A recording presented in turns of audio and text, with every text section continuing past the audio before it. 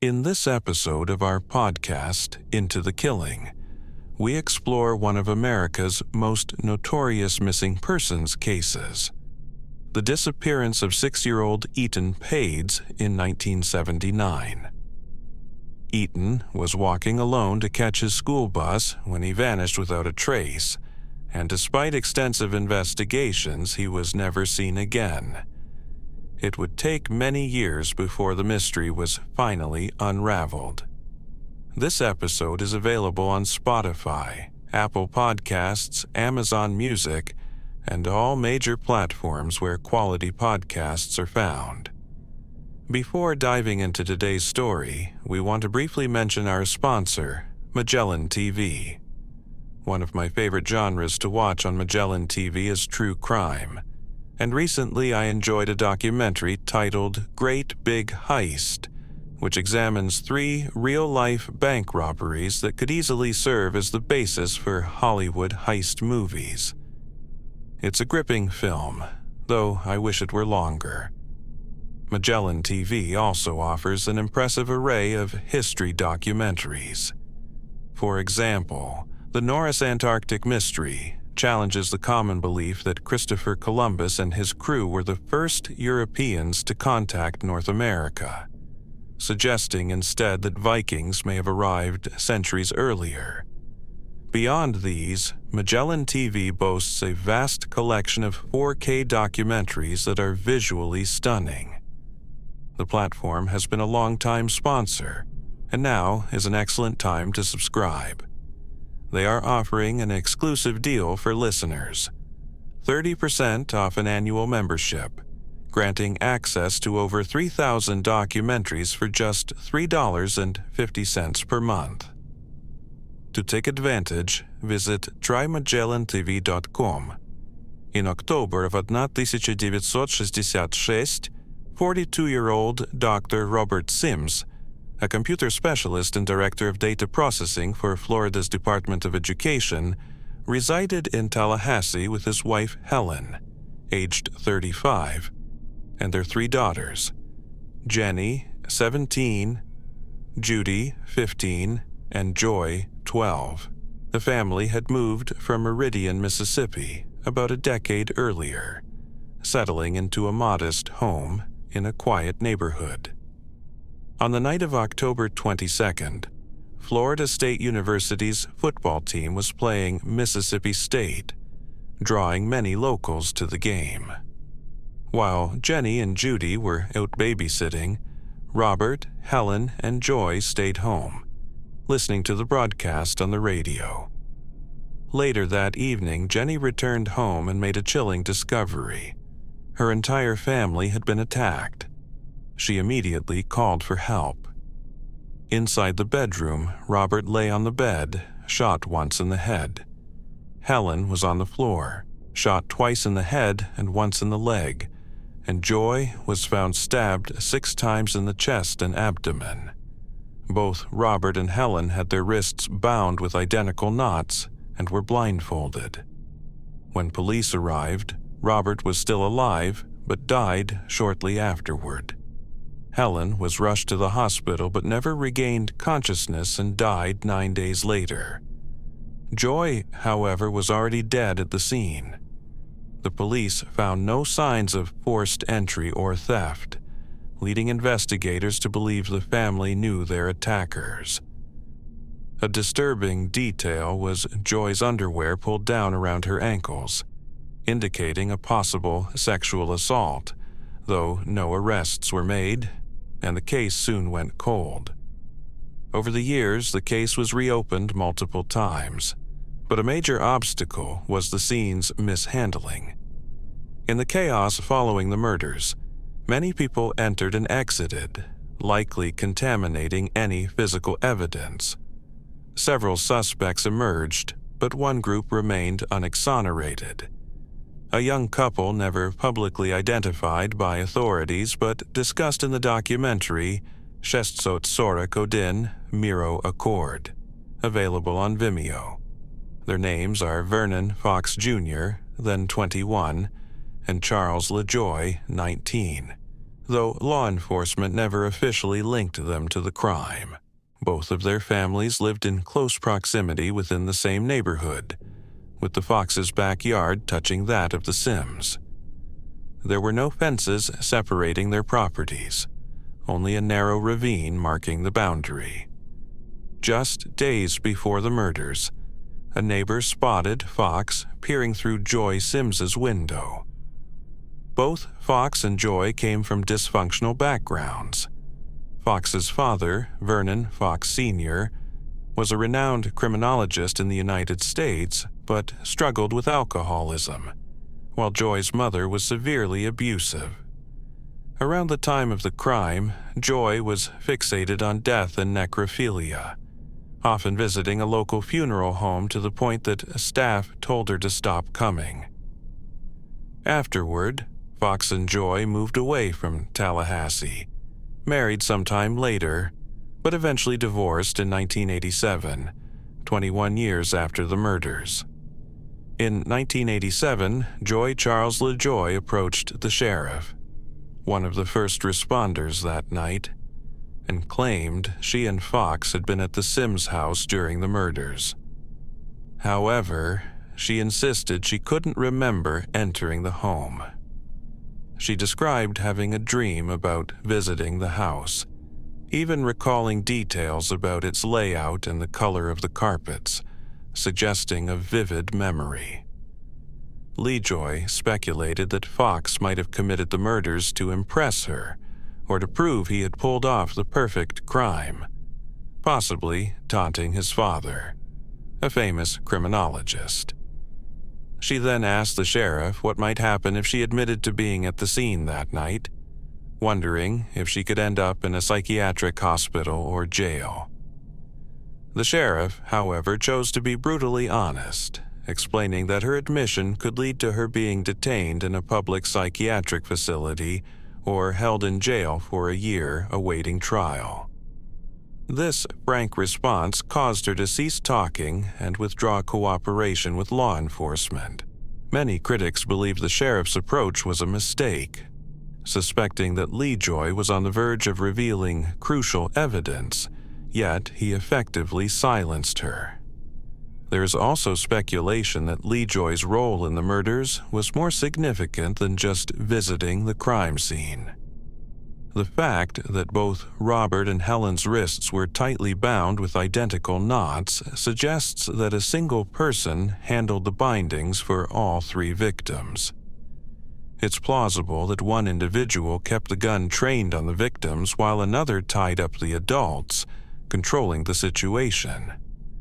Vernon Fox Jr. has been questioned multiple times over the years, including the day after the murders, as well as in 1987, 1989, and 2016, but no definitive answers have emerged. In the night of the murders, he claims he and LeJoy were at a drive-in theater before heading to a lover's lane, where they allegedly had sex. LeJoy, however, denied this, asserting they were not sexually active at that stage of their relationship. Despite this, Fox insisted he did not return home until after the crime, and provided police with his fingerprints as part of the investigation. In 2016, the case stirred controversy when an assistant state attorney working on the case was dismissed. The official reason was inappropriate contact with the Florida Department of Law Enforcement's lab, and sending a memo to witnesses revealing details about the investigation. The memo identified Fox and LeJoy as primary suspects and noted that months earlier, Fox had been posting comments online on a true crime blog, whose name was redacted but was known as the excellent true crime blog I Did It for Jody. These comments conflicted with his previous statements and his girlfriend's account, contradicting physical evidence and raising suspicions. The state attorney revealed that the dismissed assistant was allegedly using case information to author a book, claiming he was fired for political reasons and egos. He argued that if the case had been solved, there would have been ample time for writing afterward. Despite ongoing doubts, Vernon Fox Jr. continued engaging with the public online, including participating in a May 2016 Ask Me Anything session and giving an interview for the documentary titled 641 Muriel Court. Throughout, Fox maintained his innocence, emphasizing that no physical evidence linked him to the murders, and he has never faced formal charges. Law enforcement still hopes that, after more than 55 years, this long unsolved case in Tallahassee might someday be resolved. As of this moment, it remains classified as cold. Turning to the second case, in early 1991, the Jacobs family resided in a peaceful Sacramento neighborhood. 33-year-old Michael, known as Mick, worked in construction, while his 31-year-old wife Marcy was an analyst with the California Department of Justice's Bureau of Criminal Investigation. Marcy had a 9-year-old daughter, Jennifer, from a previous relationship, who was in 4th grade. On the morning of January 14th, 1991, Marcy failed to show up for work, prompting her colleagues to become worried. They visited her home and found both her and Mick's cars parked in the driveway. Upon entering through an open side door, they discovered Marcy's body in the bathroom doorway. It appeared she had fought fiercely before her death. She had been shot in the face in the living room, then repeatedly stabbed and slashed with a sharp object, and had also been struck multiple times with a blunt instrument. 9-year-old Jennifer was forcibly taken to the bathroom after being shot multiple times while clutching her doll in bed. In a detached garage, the body of Mick Jacobs was discovered, shot 4 times, once in the face, once near the top of his head, once in the back of his head, and once in the back of his neck. He lay on the floor in front of an open safe, which contained nothing. Police interviewed neighbors, but none knew the family well. They had only moved in less than a year before the tragedy. The bodies were found on a Monday morning, and neighbors recalled hearing Mick and Mercy arguing over the weekend, though the exact cause remained unclear. The police also spoke with Jennifer's teacher, who noted that Jennifer had been unusually anxious and worried in recent days, but didn't reveal what was bothering her. Initially, authorities suspected a murder-suicide, believing Mick had killed Mercy and Jennifer before taking his own life. However, this theory faced critical challenges, especially how Mick could have shot himself multiple times in the head. The absence of a firearm at the scene further cast doubt on the suicide hypothesis. Blood tests revealed low levels of methamphetamine in Mick and Mercy's bloodstreams, leading investigators to think the murders might be drug-related. Yet, the medical examiner found no evidence that the couple were regular drug users, as the blood levels were minimal, and no drugs or paraphernalia were present at the scene. Those who knew the couple confirmed they weren't involved in drug use, though Mercy's mother speculated that the killers might have forced them into drug consumption. Another theory proposed that the family was targeted during a robbery. Investigators noted that the safe's shelves were lined with carpet, with imprints indicating heavy items had been stored there. It emerged that the safe did not belong to the family but to Mick's childhood friend, 31-year-old Richard Patrick McCarthy. Mick had accepted the safe without knowing its contents. Police wanted to question McCarthy but couldn't, as he had been missing for at least 3 weeks, having been released from Yolo County Jail after serving about 120 days for possession of methamphetamine and carrying a concealed weapon. Friends of McCarthy suggested the safe likely contained weapons, cash, and possibly gold bricks, with estimates of up to $150,000 inside. It is believed that Richard McCarthy was murdered weeks before the family, and before his death, he had mentioned the safe to his killers. In early 2020, near the 29th anniversary of a brutal double murder, Sacramento police expressed hope that advances in DNA technology, such as genetic genealogy, might soon crack the case. Despite this optimism, by January 2021, the 30th anniversary had passed without any significant breakthroughs, and the investigation remains cold. The victims, the Jacobs family, were murdered, their bodies disposed of, and the perpetrator or perpetrators then targeted the Jacobs safe, stealing its contents. To this day, authorities have no idea who was responsible for these heinous crimes or their motives. Meanwhile, the disappearance of Richard McCarthy remains unresolved. His body has never been recovered, and the case remains unsolved. Turning to a different story, in the early 1970s, the small town of Boone, nestled in North Carolina's Blue Ridge Mountains, had roughly 9,000 residents. In November 1969, the Durham family moved into a house perched atop a hill in an upper-middle-class neighborhood. Bryce Durham had recently purchased a Buick Pontiac dealership in Boone, and he and his wife Virginia had 2 children, Bobby and Jenny. After relocating, Jenny married Troy Hall, a union strongly opposed by her parents, especially Bryce, who refused to attend the wedding. Troy and Jenny then settled into a trailer about 4 miles from her family's home.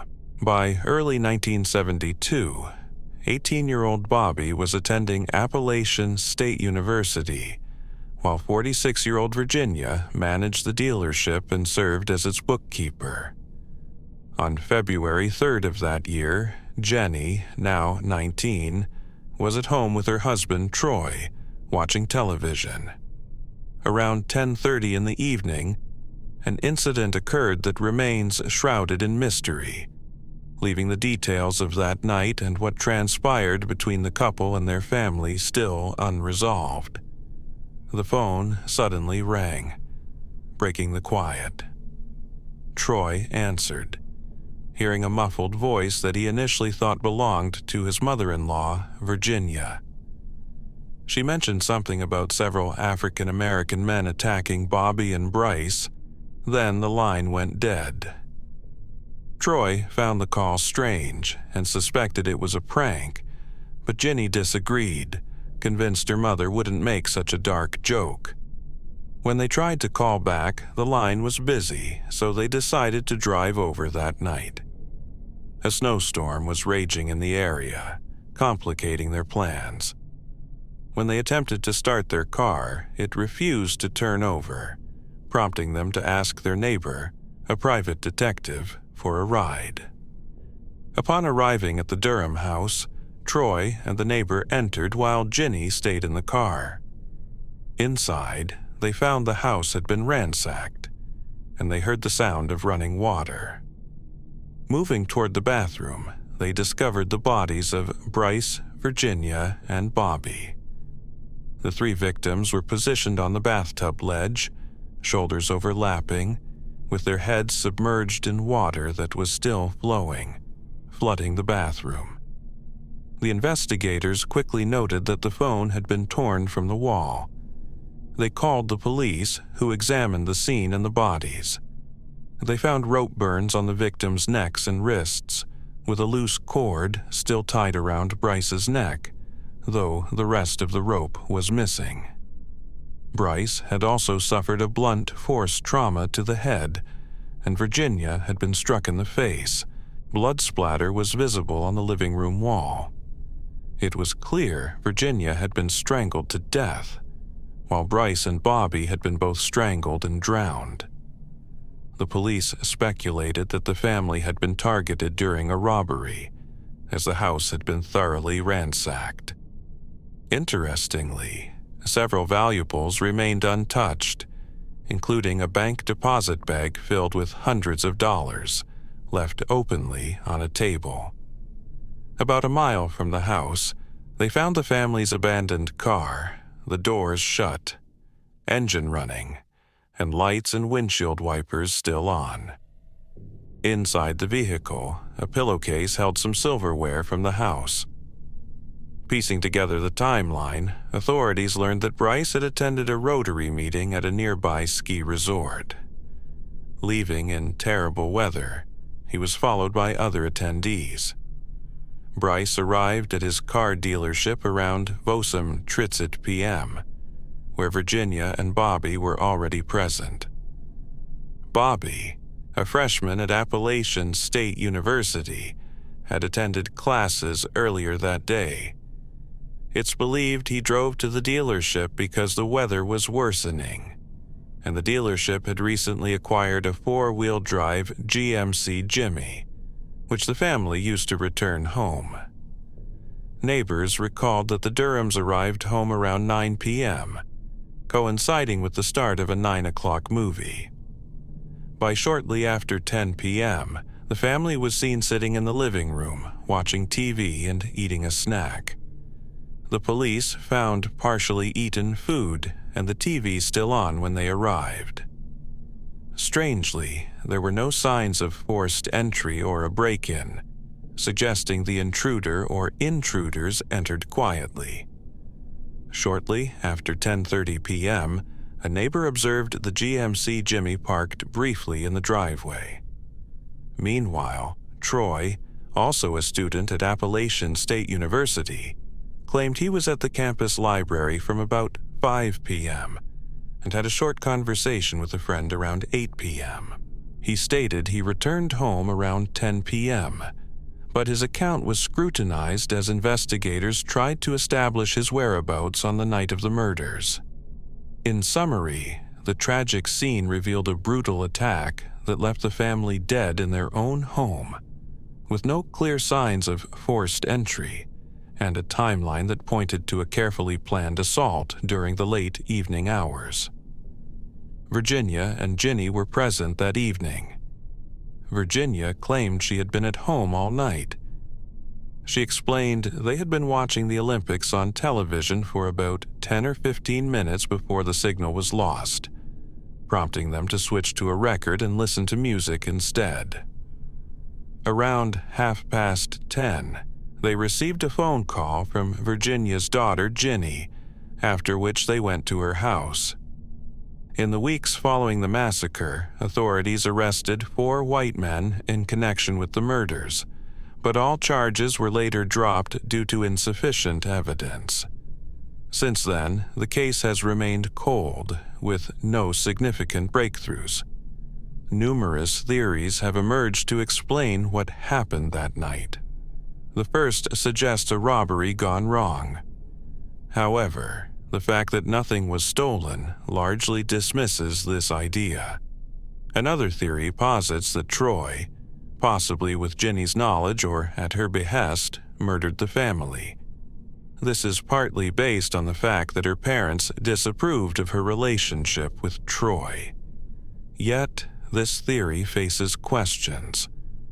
Ginny's account of a phone call from Troy is suspicious, especially if a home invasion was underway. Why didn't she flee the house? Despite a snowstorm, neighbors were nearby, and she could have sought help. Instead, she called her daughter and son-in-law, which seems odd. An interview from Adna Tisicha Divitsat Vosumdisat Dva with the sheriff at the time expressed doubt that the call ever occurred.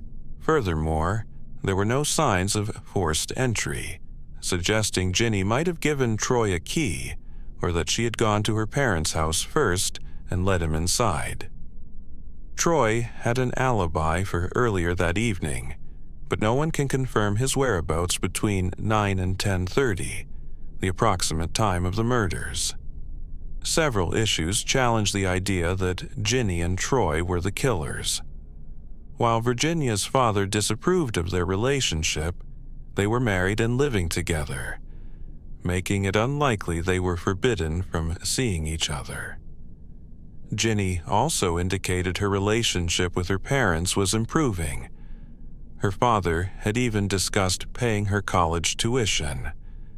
A major flaw in the theory that Troy committed the murders is the physical difficulty of killing all 3 family members alone. Bobby, a 19-year-old football player, was notably strong, and police believed it would have been nearly impossible for one person to overpower, strangle, and then move 3 victims into the bathroom, with their heads submerged in the tub. Ginny, described as slight and petite in newspaper reports, likely couldn't have physically assisted much. Certain aspects of the crime scene suggest multiple perpetrators. Virginia herself stated that the attackers were a group of African American men.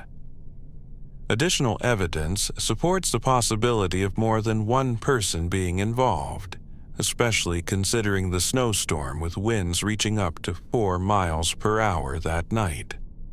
The killers likely did not walk to the family's home, as traveling on foot at 0 miles per hour is implausible. Instead, they probably used a vehicle to reach the scene. The abandoned GMC Jimmy, found about a mile from the crime site, suggests that the perpetrators did not drive the vehicle directly to the house and then walk back through a snowstorm in the dark. It's more conceivable that they parked their car a mile away before the murders, then drove the Jimmy closer to the scene.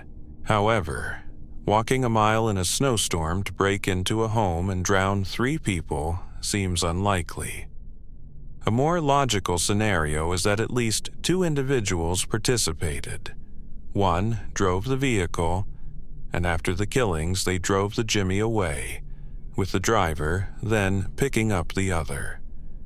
While Jenny could have been the driver, it appears improbable that Troy was physically capable of such a brutal act, which resulted in 2 men drowning in a bathtub and a woman being strangled to death. Regarding Bryce and Bobby's drownings, 2 main possibilities exist. First, their heads could have been held under water while they were still conscious, which would require significant strength and resolve, especially if their wrists were tied behind their backs. Alternatively, they might have been strangled into unconsciousness and then had their heads submerged. For one person to strangle all 3 family members individually would be time-consuming and physically exhausting. Moving a dead or unconscious person, especially a heavy, awkward body, complicates matters further. It's more plausible that at least 2 strong individuals overpowered the family, murdered them, and then either carried or dragged their bodies to the bathroom, positioning them so their heads were submerged in water. This scenario accounts for the physical demands and the brutality involved. Jenny and Troy have consistently maintained their innocence over the decades. They moved to the county shortly after the murders and divorced in 1976, 4 years later. Troy later became a lawyer and, according to a 2012 article, relocated to Georgia, where he owned a construction company. The same article states that Jenny remarried and moved to Washington State. Her husband told the reporter that Jenny fully cooperated with investigators, even undergoing hypnosis. Her current husband added that Jenny still hopes the case will eventually be solved. Another theory suggests that the murders were the work of professional hitmen. Some believe the crime was too methodical and precise to be the act of amateurs, hinting at the involvement of paid killers. 3 individuals were bound and murdered with chilling precision, yet no gunshot or stabbing occurred. Their bodies were carefully arranged side by side in a bathtub, shoulders overlapping, as if to conceal or honor some ritual. This meticulous placement raised questions about whether someone had paid to have the family eliminated.